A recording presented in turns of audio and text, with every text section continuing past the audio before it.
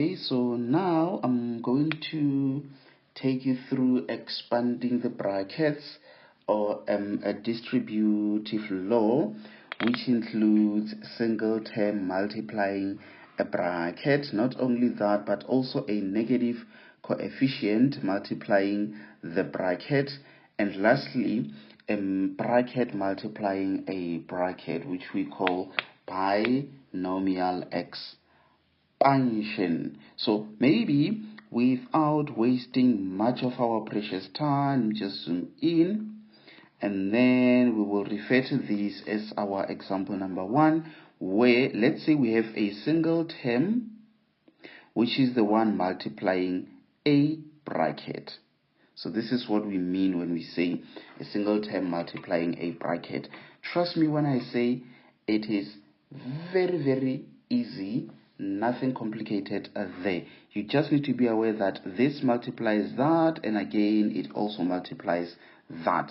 Also, every time in mathematics when you have a letter, just know that the thing that comes first is the sign and then invisible 1. So that means the sign there is invisible positive and then the number is 1. That number is called coefficient. I hope by now you remember.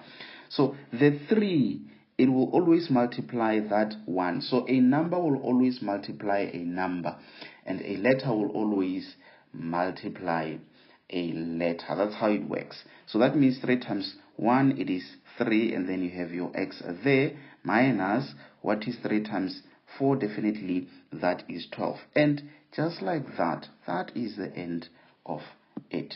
Then now, okay, let's look at a negative coefficient multiplying at the bracket. So that would mean that was a positive coefficient multiplying the bracket. So here we can have negative 2 inside the brackets. Let's maybe have y, let's plus it by 7. So again, easy, that times that, that times that. You have invisible 1 there. Negative 2 times 1 definitely will be negative 2y, and then negative 2 times 7, trust me when I say it's negative or minus 14 there. Just be careful of the sign.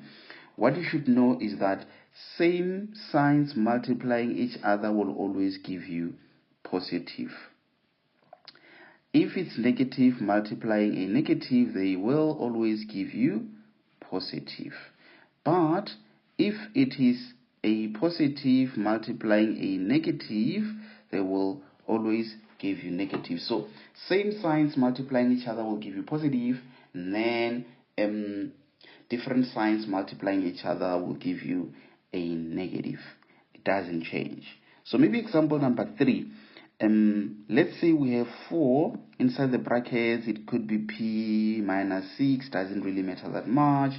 What you know is that it is this by that, that by that. You end up having 4p, where we minus, what are we minusing there?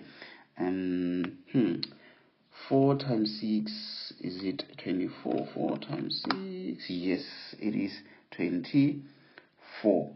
And that is the end of it.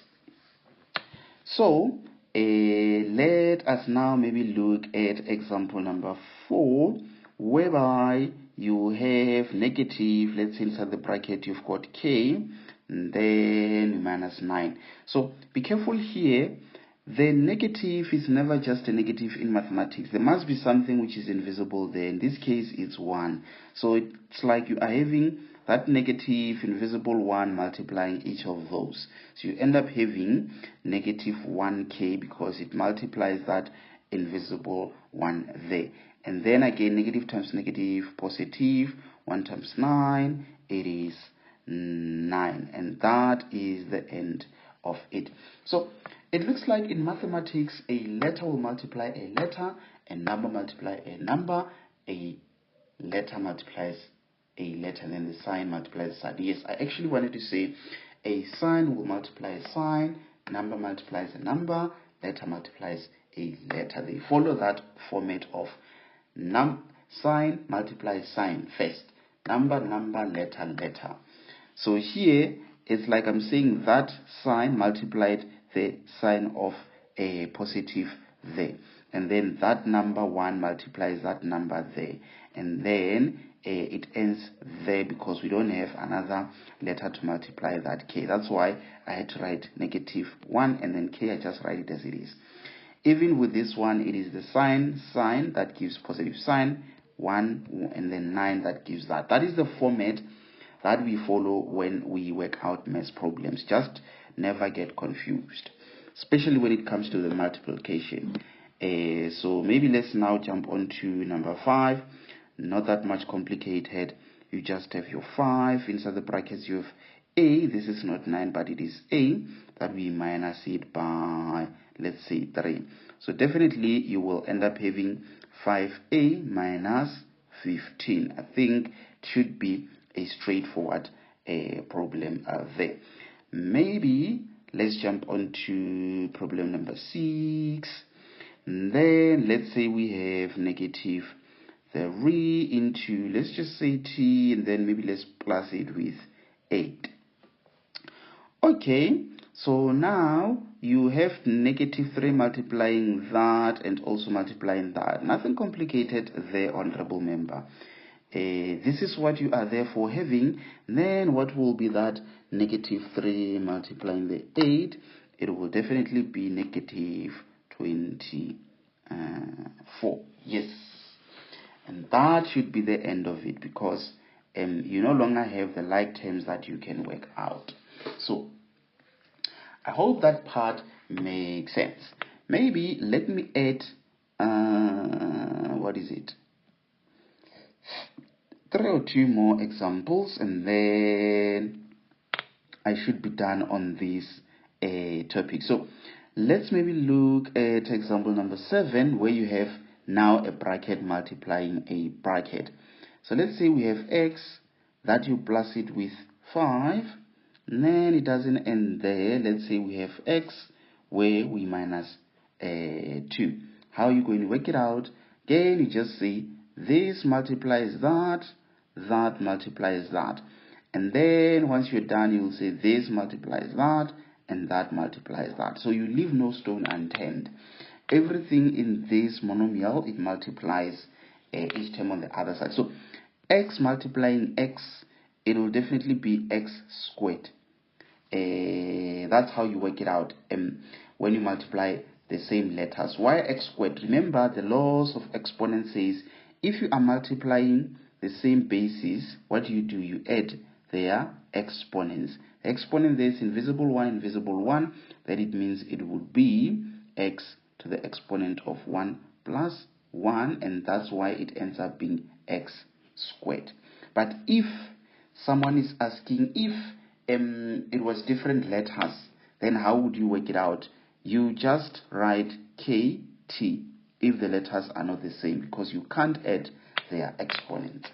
Okay, I hope that part makes sense. So now you continue to say that x multiplies the -2, it will be -2x. Then you continue with the 5, multiplying the x, it becomes 5x, and then that 5 multiplies that -2, it will be -10.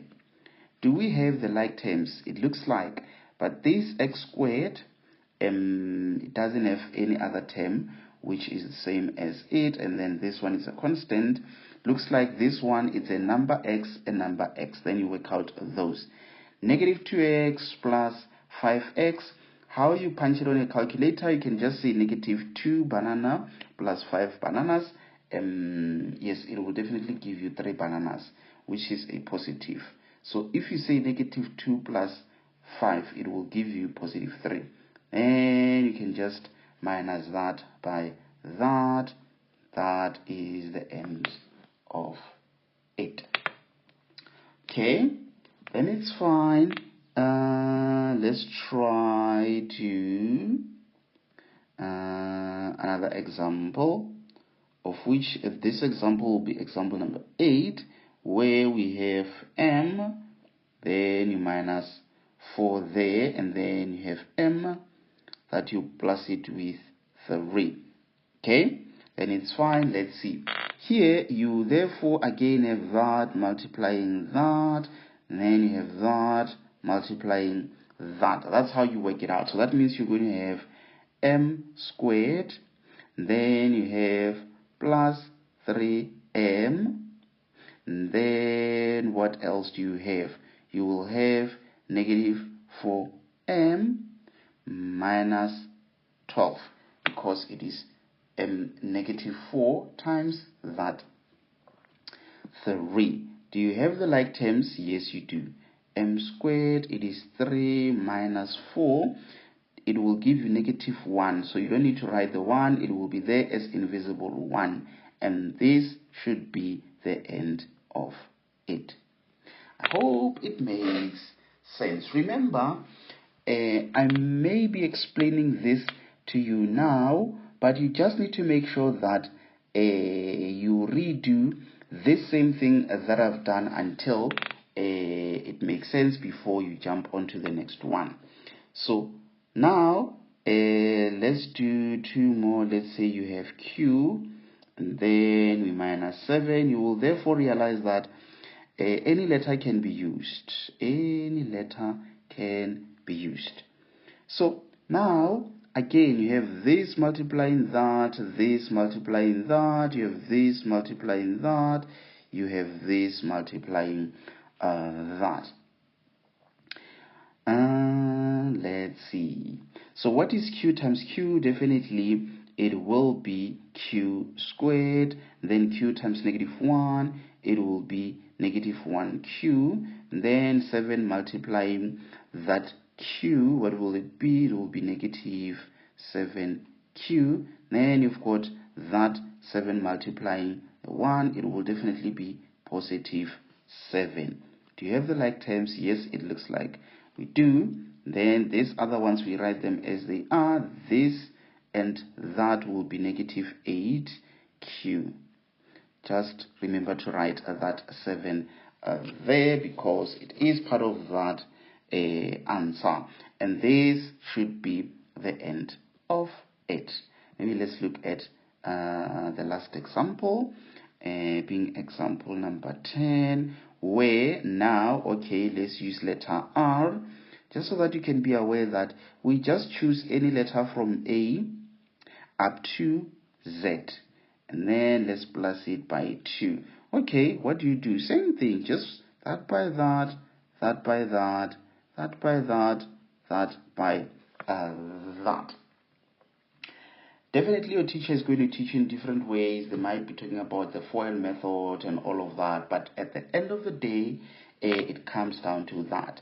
And let's see, you've got now r squared, then that by that, it becomes 2r, that by that, it becomes 6r, that by that, it becomes 12. And then you've got obviously your r squared there, this plus that, it will definitely give you 8r. And then lastly, you've got 12 there, and that should be the end of it. So let me do this so that if necessary you can take a screenshot. Otherwise I will somehow have to make these notes available on the website. So let's see, the first one I did that by that, that by that, yes, that's fine. Number 2, that by that, yes. That by that, that by that, yes. That by that, that by that, yes. I'm just checking if I've done everything correctly and did not mix the signs. That by that, that, yes. That by that, that by that, that by that, positive, let's see, x squared. Negative 2, positive x, yes, that's fine. Then that by that, that by that, positive 3m, negative 4, yes. And then that by that, negative that, negative 1q, and 7q, yes, that's fine. Then r squared, this last one, it was just the positive. So it looks like it's easy when you have positives. Then when you have the positive and a negative, or negative and negative is something else. Okay, then it's fine.